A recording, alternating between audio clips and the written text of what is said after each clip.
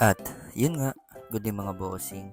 Ang project ko ngayong araw ay isang half sleeve at ito po yung request ng ating bossing. Baling client ko ngayong araw mga bossing ay matagal na po nating client na gustong gusto na daw po niyang magpatato. Kaso ngayon lang daw po siya nagkaroon ng oras na magpagawa. Baling ating client po ay nag-request ng isang design na tatlong design na paghahalo-haloin. Ito ay yung mandala, geometric at Polynesian. Bali paghahalo-haloin po namin yan. Bali ito po yung design na na-edit ko mga bossing na ilang oras din namin na inedit bago siya nakapag-decide na nakapili ng ipapalagay niya kasi marami din kaming na-edit na design pero ito lang talaga yung nagustuhan ng ating boss. Yan, bali dito mga boss, dinidikit ko na yung stencil na nasa baba. Bali inuuna ko muna po yung Polynesian kasi doon po sa taas, doon po tayo mahihirapan yung mandala po kasi mahirap po kasing ilagay sa may part na taas pa naman yun kaya may mga pakurba kaya mahirap pong i-align ng maayos yung design na ito. Kaya nakailang try din kami siguro mga nasa 4 siguro na kabitan bago ko nakuha yung tamang lapat nung mandala mga bossing. Yun dito mga bossing, gumamit tayo ng tape siyempre para nakuha na natin yung tamang posisyon na gusto natin ay madaling-madali na lang po natin yan na may lalapat.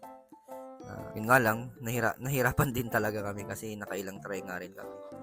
Tsaka ito na po pala yung stencil mga boss. O yan, di ba? Napaka hirap talagang ikabit yun. Kaya nagprehan na lang ako sa may part na tas para lang magdugtong yung dalawang o yung gilid na nagbaliko. Kaya in-stencil ko na po siya. At ayan na po mga boss. O di ba?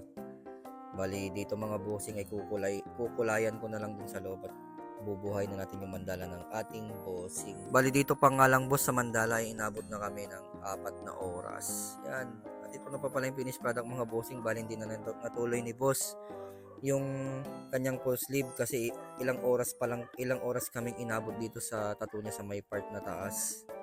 Kaya babalik na lang po siya siguro after 1 month kasi palagi kong busy yung ating boss kaya ito muna yung kinaya ng ating powers. O di ba? Napaka-solid ng mandala ng ating bossing. Yan, bali may isa pa tayong client mga boss. Bali ito naman po yung ipapagawa ni Madam.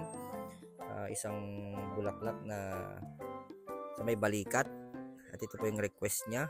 Bali dito mga bossing ay inabot lamang po kami dito ng mga kulang-kulang na 1 oras kasi medyo mahirap din magdikit ng stencil dito sa may part na ito mga boss kaya inabot kami ng mga ganong oras. Pero napaka-solid ni Madam, kayang-kaya niya yung sakit. At ito lang pa pala yung finished product mga boss. O diba napaka-solid. A total of 1 hour.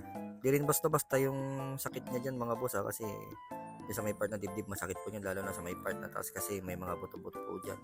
Kaya medyo nasaktan din si Madam dun sa part na yon. Pero caring-caring naman yan mga bossing. Kayang-kaya ng ating Madam yan.